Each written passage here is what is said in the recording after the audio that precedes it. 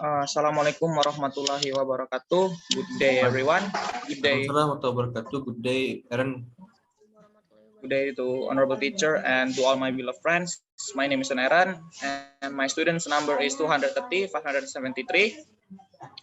So today, I would like to be grateful to be give a chance in presenting my PowerPoint, which is my title of my presentation is The Golden Age of Sail. The reason why I choose this title is because I just love a sailing ship, guys. I think I love the characters that live in that times, and I think I love to learn about how the people in that age live with as a sailor. So I would like to share you my passions or my interests to you all, so that we could learn it together about history. Now let's learn about the golden age of sail together, guys. All right, let's the next slide. The outline of my presentation. This is the outline of my presentation, guys. First, I will tell you guys about the time period and then historical setup, and we go to the historical event. In the historical event, there will be a definition of age of sail, and then the second part is the ships. At the ships, we will explain about the ship part and their type, and then the third explanation is captain with his crews and subordinate. All right, let's go to the main explanations.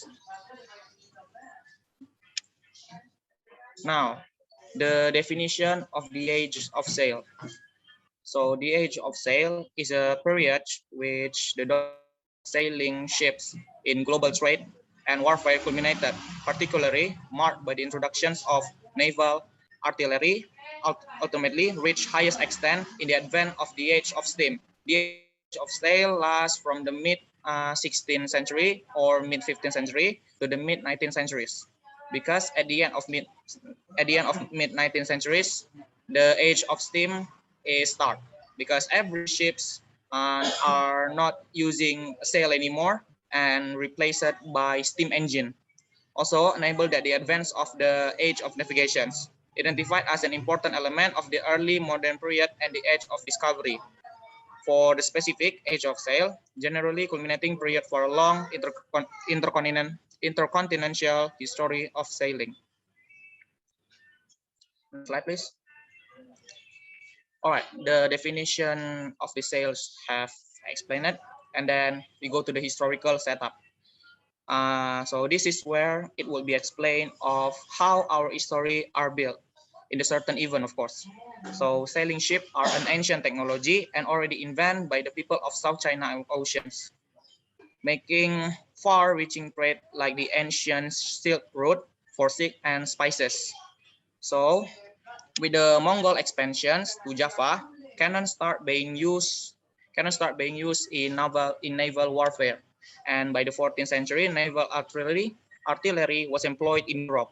Documented at the Battle of you can see Arnhem, 1338. In the 15th century, Central Indian Ocean trade, such as maritime kingdom of Australasia, has established the sea power at this time of period. The development of own voyaging fleet from the extreme point of the trade, such as Ming treasure voyage for the Liberian naval venture, to all the way of African Atlantic coast and across the Atlantic Ocean, has started incoming the age of discovery. The period between mid-19th centuries to the early 20th centuries, when the sailing vessel reached its limit on the future development from size to complexity. For example, clippers. Clippers is the type of ship which is the most advanced vessel at its time, sometimes referred as the golden age of sail. Okay, next slide.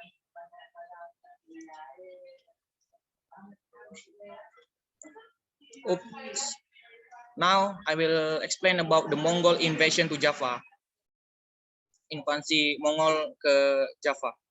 The Yuan dynasty under Kublai Khan attempted in 1292 invading Java, an island in modern Indonesia, with 20,000 to 30,000 soldiers.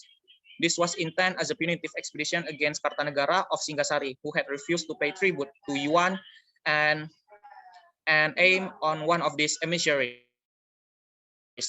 However, the intervening years between Kartanegara refusal and the expedition's arrival on Java, Kartanegara had been killed and Singasari had been usurped by Kediri. Thus, the Yuan expeditionary force was directed to obtain the submission to its successor state.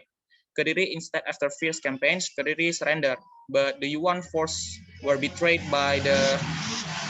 Sorry, my cell phone. Let me silent it for a while. So where are we just now? So the history of Yuan. Oh no. Still Mongol invasion to Java. The story of Yuan also mentioned the use of gunpowder as a weapon in the form of cannon, which is Chinese. We call it Pao. Is a gunpowder. The meaning of the gunpowder.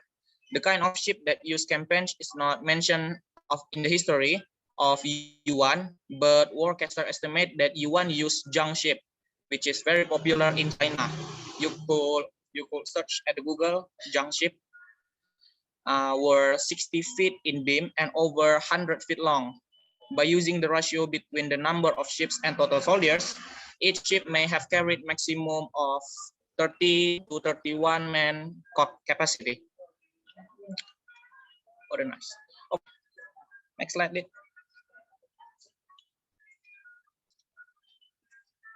Nah, this is what we call the spice trade, ancient Silk Road. Ini adalah jalur dagang. Oh, sorry. The spice trade involved historical civilization in Asia, Northeast Africa, and of course Europe, because Europe are the one who chase the spices, right? Spice such as cinnamon, cassia, cardamom, ginger, pepper, nutmeg, star anise, clove, and turmeric were known and used in antiquity and traded in Eastern world. These spices found their way into the Near East before the beginning of the Christian era, with fantastic tales hiding their true resources. The maritime aspect of the trade was dominated by the Austronesian people in the Southeast Asia, namely the ancient people sailors, which established route from and later China by 100 and 500 before.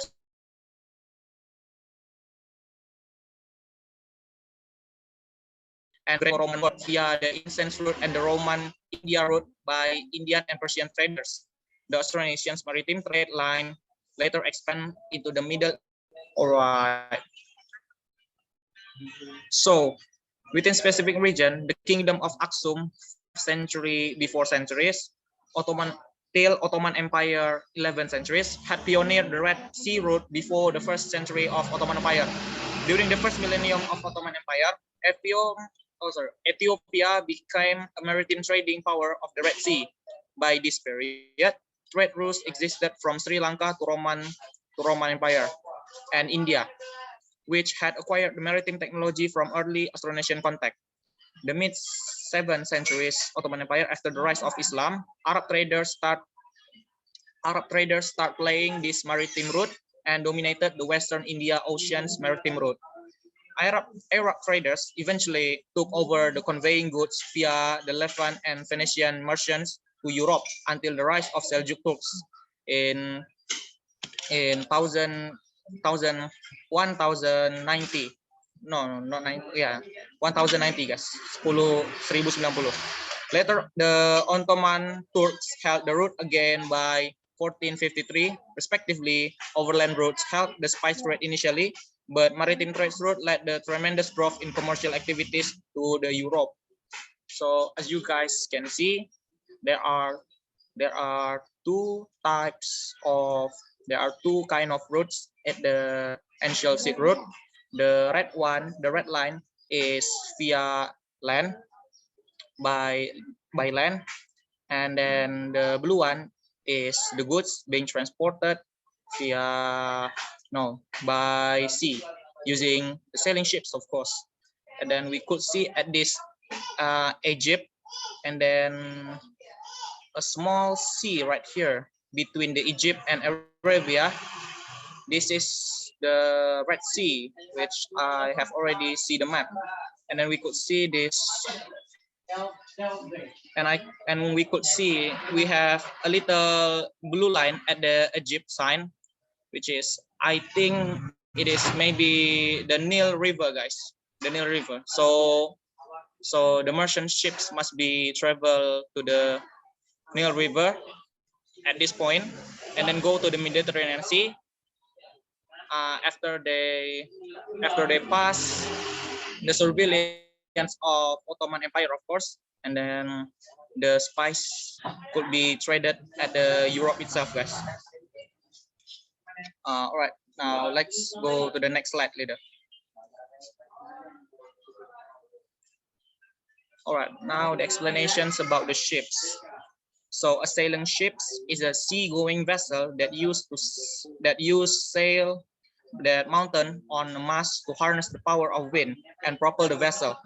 There is a variety of sail plans that propel the sailing ships, employing square rig or fore rig and an aft sail. So some ships carry square sails, which is, we call it square rig, on each mast, for example.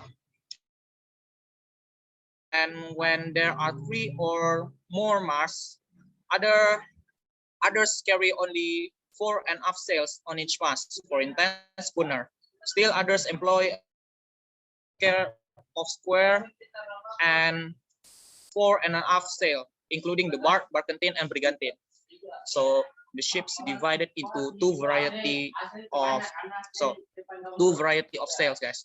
The first ships have full rigged ships, which is square sails, and then the second variety of ships is what is it called? Sorry, fore and aft sails, which is a triangle type of sails. For example, like bark, barkentine, and brigantine have fore and aft sail, triangle sails, and brig and brigantine have full rigged sails, which is square sails. All right, now let's move to the next slide, leader.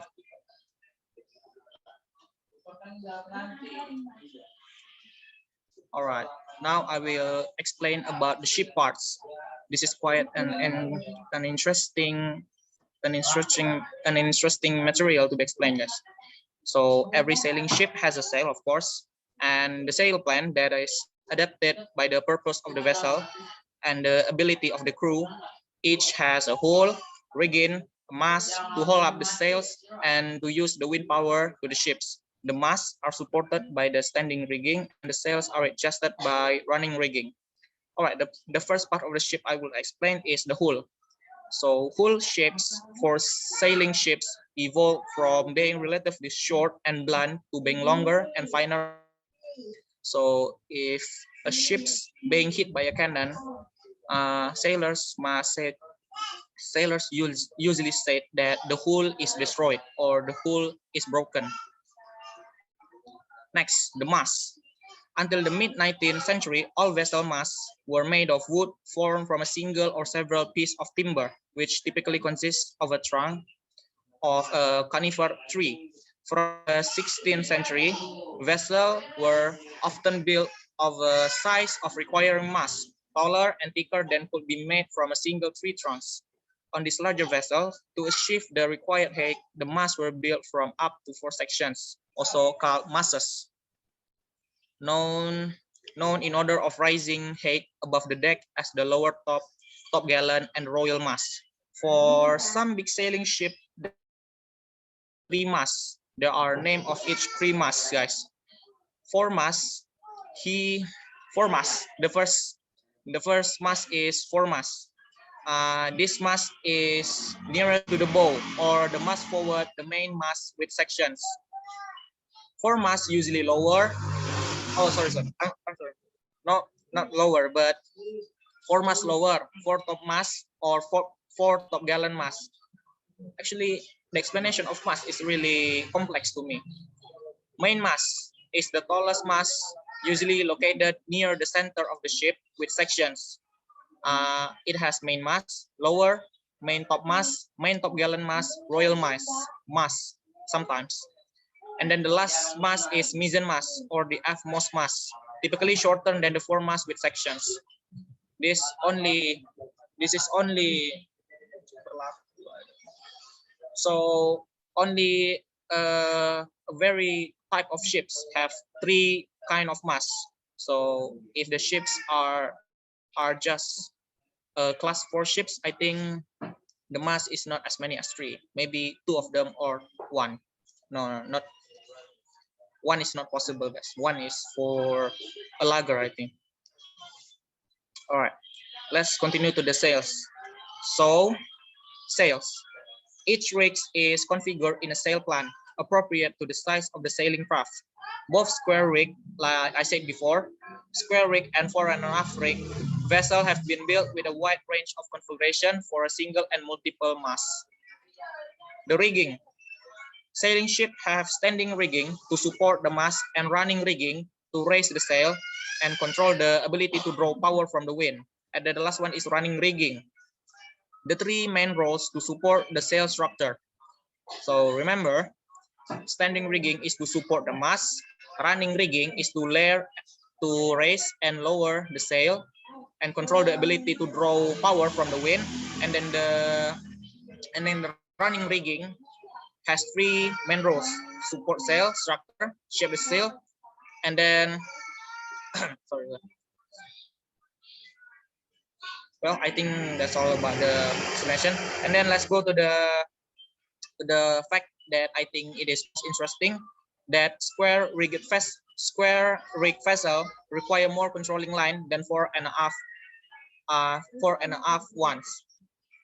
So the fun fact is the square sails vessel or square sails ships is require more talent or experience than fore and aft sails ships, which is easier to take control. Now let's go to the ship types. About the ship types, sailing ships differ in shapes, size, mast, and sails in the past up to present. There have been a wide variety in different designs, meant for different use, of course. And if you guys want to know different types of the ships, I could explain it to you guys. All right. Selatan. All right. All right. This is now, as you guys can see, the first ships I want to explain. The first ships that. Wow, this is quite harsh. Okay. Now, the first ships I want to explain is a brig. A brig is a type of sailing vessels defined by its rig, 2 masts. Like I said before, it's only have 2 masts, right? So not all ships have 3 masts. 2 masts which are both square rigged. Brig originate in the second half of the 18th century and were a common type of smaller merchant vessels or a warship from until the latter of part 19th century.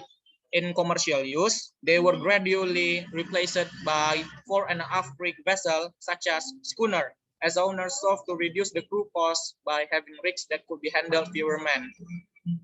So brig is a good type of ships for merchant, for tradings, but when the 19th century come, most of the traders or merchants have replaced this brig into the schooner, the second type of ships, because the schooner needs less crew than the brig, which is more what?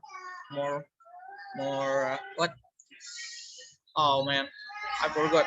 It's more cheaper, lah. More efficient, Cheaper. like that. Yes, more efficient. Because of course, it's use less men, then mean less resources, right? All right, now the schooner. A schooner is a type of sailing ship defined by its rig, fore and aft sails on all of the 2 or more masts, and in the case of 2 mast schooner, the foremast generally being shorter than the main mast. Well, about the explanation of mass, I quite don't really understand. So sorry if you guys have a curious about the explanation of mass. You guys can search it at the Google by yourself. A common variant of the topsail schooner has also a square topsail in the foremast, and then to which may have been added to a differing definition leave uncertain whether in addition of four course would make such a vessel brigantine. The third one is a bark. A bark or a bark, yes, is a type of sailing ships with three or more masts having the fore and mainmast rig square and only the mizzen, the off-mast rig fore and aft. Sometimes the mizzen is only partly fore and aft rig, bearing the square rig sail above. So like I said before to you guys that some of the ships have two types of the mast, which is four is a what square sails and then triangle sails in one ships. Usually only brig or schooners have only one type of the sail, sorry, not ships. Next is a barkentine. Barkentine or schooner bark is a sailing vessel with three or more masts with a square rig foremast and a fore and aft rig main, mizzen and any other mast, while a full rigged ship is square rig on all three, and the bark is square rig except for the mizzen mast. The barkentine extended the principle by making the only four mast square rigged. The advantage of smaller crew, good performance before the wind, and ability to sail relatively to the wind while carrying plenty of cargo made it popular at the end of the 19th century. So if you guys have ever want to be a merchant or traders in the late 19th centuries, choose the barkentine ship, guys, because this is the type of merchant ships, which is it can sail relatively close to the winds, and of course it could carry a plenty of cargo than the other ships. Next is brigantine. So not to be confused with the brig, the first one, brigantine is two-mast sailing vessel with a fully square rig, foremast, and at least two sails on the main mast. The main mast is the second and taller of the mast. And then karak, or in the language of Portuguese. Portuguese say now, Spanish now also, but in Catalan they say caraca or karak. Is a three or four mast ships ocean-going sailing vessel that was developed in 14th to 15th centuries in Europe, most notably in Portugal. So I think historian think that karak is made at Portugal. So karak evolved from a single mast cock. The karak was first used for the European to trade to the Mediterranean, Baltic, and quickly found with the newly found wealth of the trade between Europe to Africa, and then transatlantic trade with the American. In their most advanced forms, they were used by Portuguese for trading between Europe and Asia, starting to the late 15th century, before eventually being surpassed in the 17th century by galleon, introduced at the 16th century. Next, the galleon. Galleons were large, multi-dock sailing ships first used as armed cargo carriers by the European states from the 16th to 18th centuries during the age of sails and the principle of the vessels. It is draft for use as a warship until the Anglo-Dutch Wars at the mid 1600th century. Galleon generally carried three or more masts with a lateen fore and an aft rig near the rear mast. I think galleon is a karak before the time because when a karak is armed with an artillery or cannon, the type of the ship will be changed to galleon, guys. Next is sloop of war. In the 18th centuries and the most of the 19th, sloop of war in the Royal Navy was a warship with a single gun deck that carried up to 18 guns. The rating system covered all the vessels with 20 guns and above. The term sloop of war encompassed all the unrated combat vessels, including the very small gun brig and cutters. In technical terms, even the more specialized bomb vessels and the fire ships were classified as sloop of war, guys. Now, a frigate, guys. I think frigate is the one of the most strongest ships that ever been exist in the in the golden age of is it is one level lower than man of war or for the line. So a frigate is a type of warships, like I said before, but in different eras. The roles and capability of these ships classified as frigate have varied greatly. In the 17th century, frigate was any warship built for its speeds and its maneuverability. The descriptions often being used as frigate build. This could be a warship carrying their principal batteries of carriage-mounted guns on the single deck or two. The terms was generally used for ships that too small to stand in the terms of frigate ships is used for a ship that is too small to stand in the front line of the battle, although early line of the battleships were frequently referred as a frigate when they are built for speeds. So frigate ships usually ships that cannot survive in the line of the battle, but if the missions if the what pengejar is to pursue or to flee, a ship that being used as a frigate is a good choice. Yes. All right, I think that's all about the type of the ships. Let's go to the next slide. Let's carry on to the explanations, shall we? Uh, Now I will explain about captains, crew, and his subordinates. The first one is captain, guys. Captain is the leader of the ships, of course. You guys all know. He take control to all the individuals on the deck. Everyone should follow the captain's order, and of course, he will ensure the crew's safety for sure.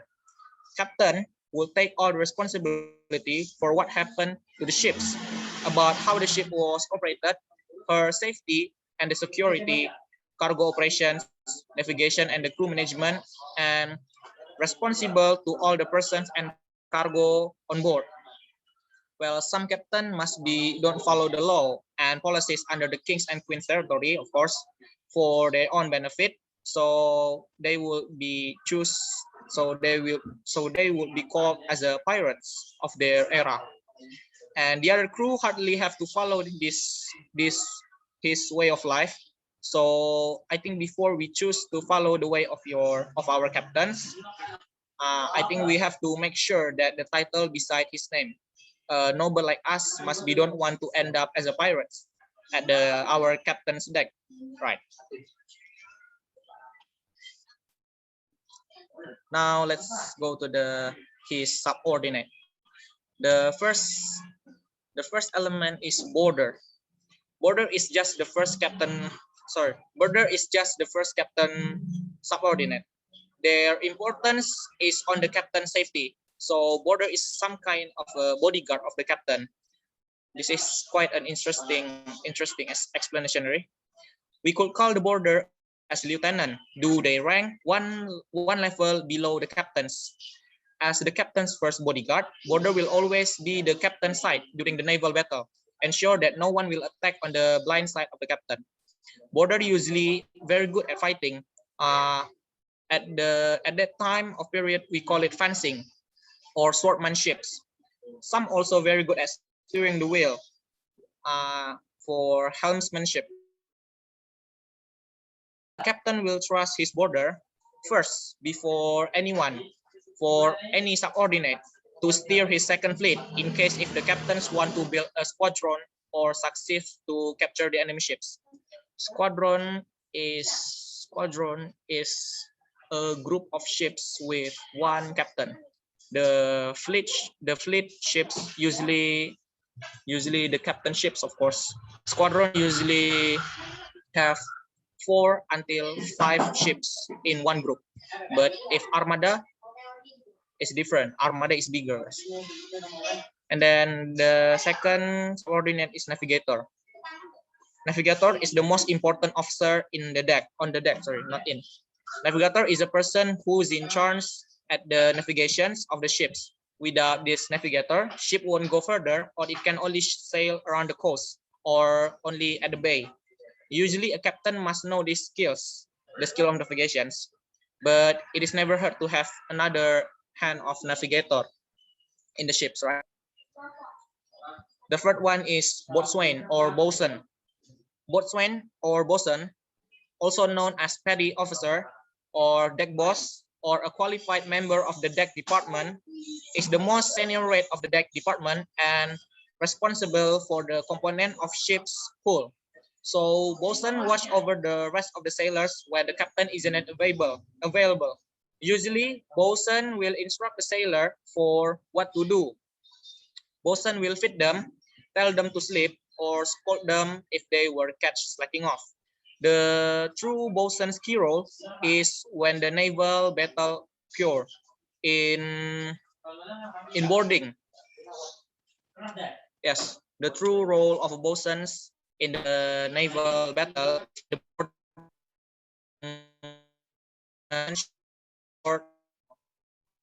when enemy ship are so boatswain will instruct the crews to throw the grappling hook and then make the ships each other. The more skillful, the smoother the ship. And then the fourth is cannoneer. So same like it's sinyal. All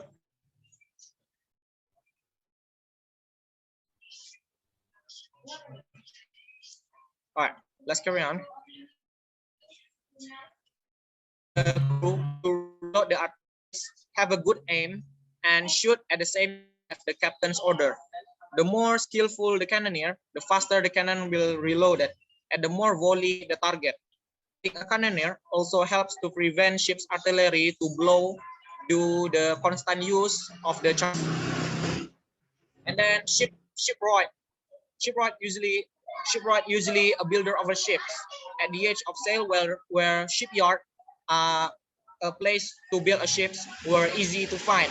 They take responsible of fixing the hull and mast after the fierce battle or after going through a horrible storm. They fix the hull and tie the rigging. They sew sail, menjahit layar, and settle the mast. The skill of shipwright could do their work even in the middle of the battle. And the next is doctor. Usually doctor is very rare seen on the ships because captains really don't put any attention of the crew. We all knew that the doctor role at the decks is to fix the wounded soldiers, fix wounded sailors, and driven out the disease as he could. And then the last one is purser. Purser is a person who takes responsible on watching the captain's pocket, the ship's outcome and the income. So these jobs require quite an honesty at this third party, or otherwise your skills as a purser is rather useless. And because no one would trust us if us lack of honesty, right? And purser are also good at bargaining and know the complexity of the trading, which one of the best community, and know how to get fair price by the bargain. Also, they took care of the crew's monthly pay. They took care of cargoes from rat and peasant. So, with all of this subordinate on the deck department, captain could be more focused on what he pursued, increase his success on the target to the glory and welfare on the deck. If the captain succeed pursue his ambitions, the others will feel the benefit, right? So teamwork and trust between every component of the ship are very important. And And one thing, a bad attitude of a captain will push all the ship's element to a base of misery, even bring up the mutiny and others' bad luck. Next, bro.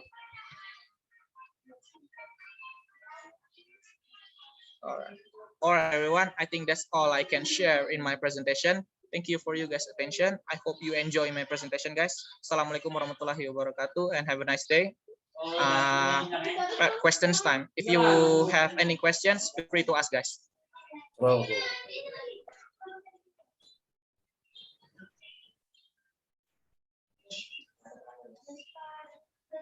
Imam. Friend, Yes. in your What is it, Imam? what type of ship Yes, bro. you are? I mean,